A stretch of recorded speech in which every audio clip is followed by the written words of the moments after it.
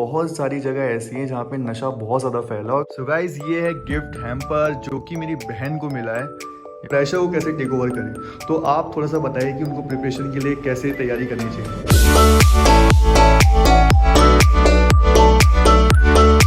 So hello guys, welcome back to my new vlog. I think आप सभी बढ़िया होंगे। और गाइस, आज मैं बहुत ज़्यादा इंपॉर्टेंट चीज़ पे बात करने वाला हूँ, बहुत ज़्यादा इंपॉर्टेंट टॉपिक पे बात करने वाला हूँ, जो कि खासकर सीबीएसई के स्टूडेंट्स के लिए है। जैसे कि आप सभी को पता है कि अभी इस समय सीबीएसई बोर्ड टर्म फर्स्ट के एग्ज़ाम स्टार्ट हो चुके हैं और अभी बच्चों के मन के अंदर बहुत सारे डाउट्स भी हैं, बच्चों के मन के अंदर बहुत सारा प्रेशर भी है। तो उस प्रेशर को कैसे टेक ओवर करना है, उस प्रेशर को कैसे मेंटेन करना है, तो उसके लिए आज हम बात करने वाले हैं। किससे मैं मिलवाता हूँ आपको।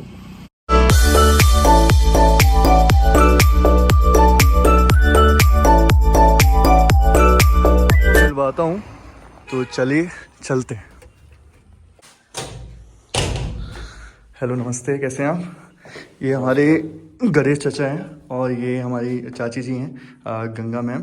चाचा को आप जानते नहीं होंगे, ये ऐसे पत्रकार हैं दैनिक जागरण में। और मैम हमारी डायरेक्टर हैं यहाँ पे प्रसन्नचित्त मेंटल केयर सेंटर में। और हमारी सामने बैठी हैं हमारी मैम दिव्यांशु मैम, जो कि एक काउंसलर हैं, एक साइकोलॉजिस्ट हैं। और इनको तो आप जानते ही होंगे, जो रोज़ मिलते हैं आपसे। पहले हम बात करेंगे हमारे चाचा जी से। तो चाचा जी, हमारे जो स्टूडेंट्स हैं, हमारे व्यूअर्स हैं, ज़्यादातर हमारे जो व्यूअर्स हैं वो 18 से लेके 16 से लेके या 24 या 22 के व्यूअर्स ज़्यादा है हमारे उसमें। तो जिनके मन के अंदर ये भी है, क्योंकि एग्ज़ाम आजकल एग्ज़ाम चल रहे हैं सबके, तो खासकर उनके माइंड के अंदर रहता है कि हम प्रेशर को कैसे टेक ओवर करें। तो आप थोड़ा सा बताइए कि उनको प्रिपरेशन के लिए कैसे तैयारी करनी चाहिए। बिल्कुल तैयारी तुम कूल होके बिल्कुल शांत मन से तैयारी करनी चाहिए। जैसे कि जो उनके स्ट्रेस की बात है, कई बच्चों में बहुत ज़्यादा स्ट्रेस हो जाता है। आखिर स्ट्रेस होता क्यों है? कई बार होता है कि उसके पेरेंट्स उसके बड़े कारण होते हैं। वो इतने एक्सपेक्टेशन रखते हैं बच्चों को लेकर कि वो 90% लाए या वो टॉपर निकले, हमारा बच्चा ही सबसे खास हो। तो ये जो एक मानसिकता होती है पेरेंट्स की, उससे बच्चा स्ट्रेस में आता है। और वो मानसिकता पेरेंट्स में जो आती है वो आसपास के माहौल से आती है। तो ये बड़ी दिक्कतें रहती हैं। तो बच्चों को क्या करना चाहिए? बिल्कुल अपना दोनों को, पेरेंट्स को, बच्चों को एकदम कूल माहौल देना चाहिए। क्योंकि कोरोना के बाद परीक्षा का टर्म बदला है, अलग अलग टर्म परीक्षा होनी है। तो हर परीक्षा बच्चों के लिए अब ज़्यादा, पहले तो एक बार होती है वार्षिक परीक्षा, एक बार में टेंशन लगता था, लेकिन अब उसको 2-3 बार इस तरह की परीक्षा देनी है। तो हर बार वही स्ट्रेस, वही प्रेशर उसके अंदर है। लेकिन उसे उस प्रेशर को बिल्कुल लेना ही नहीं।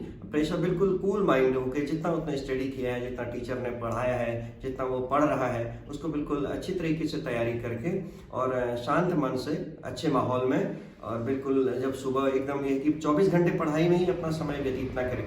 सुबह थोड़ा योगा करें और अपना समय पर भोजन करें, पौष्टिक आहार लें, और जो चीज़ें ज़रूरी होती हैं वो भी अपने पढ़ाई के साथ करें, ताकि वो कूल रहे। इसमें यही कारण है कि बच्चे अपने सही से तैयारी करें और अच्छी तरीके से एग्जाम दें। All the best. Thank you sir. Divyanshu ma'am से मैं एक क्वेश्चन करना चाहूँगा कि मैम, जैसे इस समय टर्म फर्स्ट के पेपर हो रहे हैं और टर्म फर्स्ट के पेपर खासकर एमसीक्यू बेस्ड है, तो बच्चों के मन के अंदर थोड़ा डाउट रहता है कि मैं ये तो है कि हाँ मेरा ये करेक्ट आंसर है, बट कभी कभी बच्चों के मन के अंदर डाउट होता है कि हाँ ये मेरा करेक्ट आंसर है, फिर भी उनको थोड़ा डाउट होता है कि हाँ ये सही है या नहीं है। तो उसमें कॉन्फिडेंस कैसे आना चाहिए? देखिए, एक तो हम करते हैं डीप स्टडी, एक होती है हम ऊपर ही स्टडी करते हैं। तो अगर आप ऊपर ही पढ़ाई करेंगे तो ये कंफ्यूजन रहना नॉर्मल है। लेकिन अगर आप डीप स्टडी करते हैं तो आपके मन में ये कंफ्यूजन पहले से क्लियर हो जाता है, क्योंकि डीप स्टडी में आप हर एक कॉन्सेप्ट को समझते हैं। तो हर एक एमसीक्यूज का 4 ऑप्शन आपके पास रहता है। तो जब आपके पास कॉन्सेप्ट क्लियर है तो आप सही आंसर कर लेते हैं। Thank you. तो मैम, एक चीज़ आप मुझे बताइए कि अगर मान लीजिए कोई स्टूडेंट प्रिपरेशन करता है और फिर भी उसका रिजल्ट बेकार रहता है, जैसा वो चाहता है वैसे उसके मार्क्स नहीं आते हैं, और बच्चों के फिर बाद में और कौन से ऑप्शन बच सकते हैं, या वो फिर क्या करना चाहिए उन्हें? बहुत अच्छा क्वेश्चन आपने पूछा। मैं सबसे पहले कहना चाहूँगी पेरेंट्स के लिए, पेरेंट्स से बोलना चाहूँगी कि आप अपने बच्चों से जो है एक्सपेक्टेशन उतनी ही रखिए जितना बच्चा कर सकता है। ओवर एक्सपेक्टेशन हमेशा घातक रहती है, बच्चों के लिए क्या, बड़ों के लिए क्या। तो मैं स्टूडेंट से भी बोलूँगी जो अभी बोर्ड एग्जाम्स दे रहे हैं, उसकी प्रेपरेशन कर रहे हैं, आप बिल्कुल आराम से शांत चित्त होकर अच्छे से आप अपने नोट्स प्रिपेयर कीजिए। अपने सीनियर्स जितने भी आपके उस फील्ड्स के हैं, आप उनसे नॉलेज ले सकते हैं और स्टडी कीजिए आप जितना आप कर सकते हैं। और उसके अलावा सिर्फ स्टडी ही नहीं करना है, और उसके अलावा अपने अदर एक्टिविटीज जो भी आपको अच्छी लगती हैं, जिसमें भी आपका इंटरेस्ट है, आप उन्हें भी कीजिए। और ज़बरदस्ती वाला जो प्रेशर है वो अपने ऊपर हावी मत होने दीजिए, क्योंकि यही प्रेशर आगे चलकर आपके लिए घातक सिद्ध हो सकता है। इसलिए प्रेशर उतना ही लीजिए जितना आप कर सकते हैं। मैम एक क्वेश्चन और है, जैसे कि आप सभी को पता है, आपको भी पता है कि हल्द्वानी के अंदर बहुत सारी जगह ऐसी हैं जहाँ पे नशा बहुत ज़्यादा फैला, और खासकर जो हमारे यंग एज के जो स्टूडेंट्स हैं या यंग एज के जो व्यूअर्स हैं वो ज़्यादा इसमें फंसते। पहले यहाँ पे था, पर अचानक से मैं देख रहा हूँ कि हमारे जो सिटी है इसके अंदर खासकर जो छोटे छोटे बच्चे हैं, बहुत छोटे छोटे, वो अभी भी नशे में फंसे हुए हैं। तो आप उनके लिए क्या कहना चाहेंगे? मैं यही कहना चाहूँगी, ये ऐसे ही बात बताई है आपने, इस वक्त पे ये बहुत ज़्यादा सुनाई दे रहा है जगह जगह कि उसका बच्चा ये नशे का आदी है। ये सबसे पहले मैं कहना चाहूँगी, पेरेंट्स को अपने बच्चों पर ध्यान देना बहुत ज़रूरी है। बच्चे की एक्टिविटीज़ देखनी है, बच्चे से कम्युनिकेशन, इसका सबसे बेस्ट जो विकल्प मैं बताना चाहूँगी वो है कम्युनिकेशन। बच्चे से आप एक अपना एक, ये नहीं कि सिर्फ हम उनके पेरेंट्स हैं, हमें उसे डांटना है, उसको प्रेरित करना है पढ़ाई के लिए, यही नहीं। कम्युनिकेशन, उसे एज ए फ्रेंड बच्चे से ऐसा अपना रिश्ता बनाना है ताकि, और उसकी सारी एक्टिविटीज़ को देखना है, उसे एज ए फ्रेंड उससे बात करना है। ये देखना है कि बच्चे में आजकल कुछ बदलाव तो नहीं हो रहे हैं, उसको जैसे कि वो पढ़ाई कर रहा है नहीं कर रहा है, अच्छे से खाने पीने में उसका मन है कि नहीं। बच्चे की आंखें, मेनली जो नशा करते हैं, जो एडिक्टेड जो बच्चे होते हैं या इसकी लत जिनको लग जाती है, वो कभी भी आई कांटेक्ट नहीं कर पाते हैं, कभी भी किसी से आई कांटेक्ट वो कर ही नहीं सकते हैं। उनकी आंखें लाल रहती हैं, वो हमेशा झूमे झूमे से रहते हैं, पढ़ाई में मन नहीं लगता है उनका, किसी भी चीज़ में उनका मन नहीं लगता है, और उनको एक तलब हो जाती है। एक ऐसा टाइम होता है जिस टाइम पर उन्हें उसे उस चीज़ की तलब लगती है, तो वो बहुत बेचैन हो जाएगा उस वक्त पे। वो कुछ भी कर सकता है, चोरी भी कर सकता है, चोरी भी कर सकता है, हिंसात्मक रूप ले सकता है, तोड़फोड़ कर सकता है, कुछ भी ऐसा। उसका जो व्यवहार है एकदम से अगर चेंज हो जाए तो माता पिता को इस पर नज़र रखनी होगी। तो वो चाहें वो काउंसलर से इसकी मदद ले सकते हैं, वो काउंसलर से सलाह ले सकते हैं। और बच्चे को उस वक्त डांटना डपटना ऐसा कुछ नहीं करना, उससे बहुत प्यार से पेश आना है, बहुत शांत चित्त होकर उससे बात करनी है, उससे पूछना है। और सोल्यूशन भी अगर वो बच्चा चाहे कि वो खुद ही जब इसको छोड़ना चाहेगा, आप ज़बरदस्ती फोर्स नहीं कर सकते, क्योंकि जिस वक्त उसे लत लगी थी आपसे पूछ के नहीं लगी थी, तो उसने खुद ही अपने संगत में या जैसे भी सीखा, उसे जो लत लगी, अगर वो चाहे, उसको ये आपने एक एहसास दिलाना है कि बेटा ये चीज़ गलत है, ये गलत है क्योंकि इससे आपका नुकसान हो रहा है, आपका करियर बर्बाद हो रहा है, आपकी फैमिली लाइफ इससे इफ़ेक्ट हो रही है। तो आपको सिर्फ बच्चे को एहसास कराना है। अगर बच्चे के अंदर ये खुद ही आता है कि हाँ मुझे ये चीज़ गलत है, मुझे ये चीज़ छोड़ देनी है, तो आप ऐसे किसी अपने फैमिली मेम्बर या फिर काउंसलर, उनकी सलाह ले सकते हैं। मैम अगर कोई बच्चा अगर ऐसा है जो अपने फैमिली में उसके फादर स्ट्रिक्ट हैं, उसकी मदर स्ट्रिक्ट है, और वो उनसे बात करने में डरता है, तो वो अपने फादर या मदर से कैसे बात करे इस बारे में कि अगर मुझे मम्मी छोड़ना है, मुझे पापा इस चीज़ को छोड़ना है, मैं छोड़ नहीं पा रहा हूँ, मैं इसमें फंसा हूँ, तो मैं वो कैसे बात करें?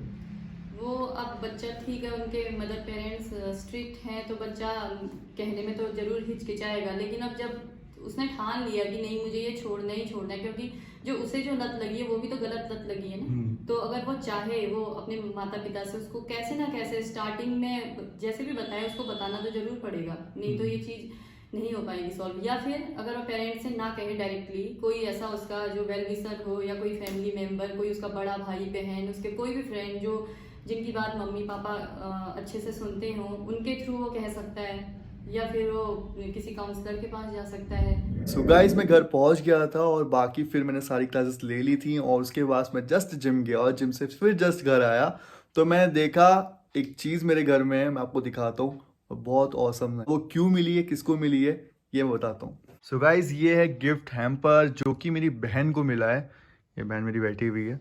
यास का थोड़ा बता क्यों मिला तुझे गिफ्ट हैम्पर आज? अमूल की तरफ से, खासकर अमूल की तरफ से मिला है। क्यों मिला है इसका तुझे? डॉक्टर कुरियन थे जिनके बर्थडे था अमूल की तरफ से, तो फिर उन्होंने कंपटीशन करा था स्कूल में हमारे, तो इसलिए गिफ्ट मिला है, तो सेकंड प्राइज मिला है मेरे को। अच्छा, फर्स्ट क्यों नहीं मिला तुझे? क्योंकि अच्छे से क्योंकि तेरी ड्राइंग अच्छी नहीं थी उतनी। मैं इंटरेस्ट लेके नहीं बना रही थी, ये अच्छा। अचानक में हो गया है वहाँ अचानक में हो competition, गया। सर ने जबरदस्ती भेजा था, सर की वजह से ही मतलब हुआ है, क्योंकि मैं जा ही नहीं रही थी वहाँ। सो गाइज एक्चुअली हुआ ये था कि इसके स्कूल में कंपटीशन कराया गया, अमूल के जो फाउंडर हैं उनका आज क्या कहते हैं, क्या था, बर्थडे था। हाँ हाँ, तो उनका बर्थडे था, कोरियन। तो उनके बर्थडे के उपलक्ष्य पे इन्होंने एक कंपटीशन कराया, आर्ट ड्राइंग कंपटीशन, जिस पे इन्होंने सबको स्केच बनवाया था अपने उनके फाउंडर का। और उसके बाद उन्होंने फर्स्ट सेकंड थर्ड वालों को ये गिफ्ट हैम्पर दिए। जैसे मेरी बहन सेकंड आई है इसमें, तो उसको ये वाला गिफ्ट हैम्पर दिया है। फर्स्ट और वाले को तो सती सर ने प्राइज भी दे रखे हैं। और फर्स्ट वाले हमारे को क्लास इनकी जो टीचर। स्कूल की क्लास टीचर, सॉरी इनकी क्लास टीचर हैं स्कूल के, उन्होंने जो फर्स्ट प्राइज आई थी, फर्स्ट प्राइज वाली कौन थी? ऋतिका। उसको क्या दिया उन्होंने? सर ने मतलब यही हाँ। दिया हैम्पर, गिफ्ट हैम्पर। और 500 रुपीज वो ऐसा क्या कहते हैं, रिवॉर्ड भी दिया ना सर ने? सर ने दिया। क्या नाम है सर का? सती सर। सतीश सर। तो सतीश सर बहुत अच्छे हैं, उन्होंने क्या कहते भी हैं, अच्छे पढ़ाते हैं। भी अच्छा है। क्या पढ़ाते हो? फिजिक्स पढ़ाते वो हैं। ऑल राउंडर है वैसे। हाँ, तो गाइज यहाँ पे गिफ्ट हैम्पर इसको मिला है क्योंकि ये सेकंड आई है। Congratulation to you Yasika. और धन्यवाद। गाइज इसको हम खोल के दिखाते हैं कि इसमें क्या क्या मिला है, क्या क्या यासिका को दिया है इन्होंने। सो तू ही खोल ले यासिका, तेरे हाथ का गिफ्ट है भाई। मेहनत तेरी, गिफ्ट तेरा। हम कौन होते मैंने हैं? मेहनत करी थी, मैं तो प्रैक्टिकल देने गई थी वहाँ। वैसे सबको मिला था, मतलब प्राइस तो मतलब सबको ही दिए थे उन्होंने, बच्चे निराश ना हो इसलिए। अच्छा,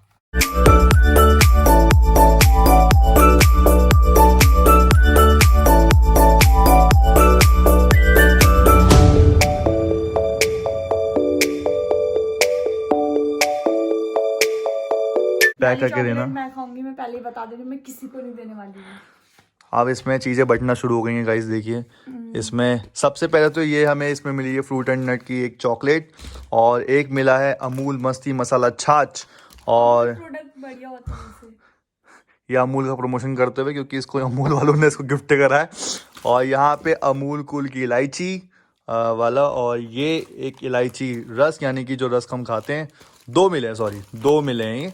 और वैसे ही अमूल कूल का एक उन्हें शायद ये से भी पता इन्होंने, होगा ना कि एक भाई भी है इसका। हाँ तभी उन्होंने दे रखा है 1 to 1।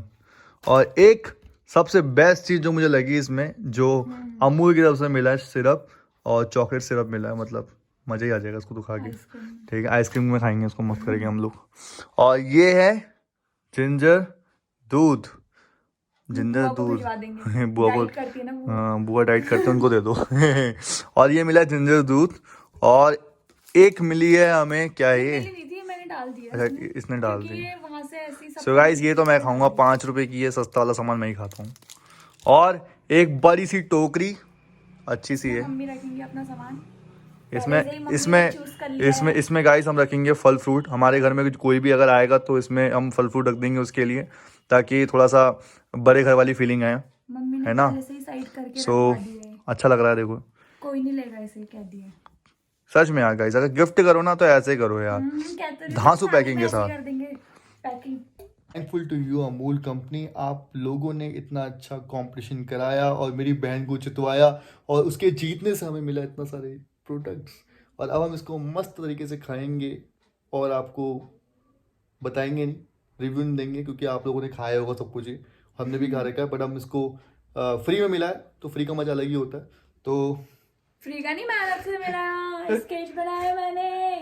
गाइस अब आप भी जाइए, खाना वाना खाइए और सो जाइए।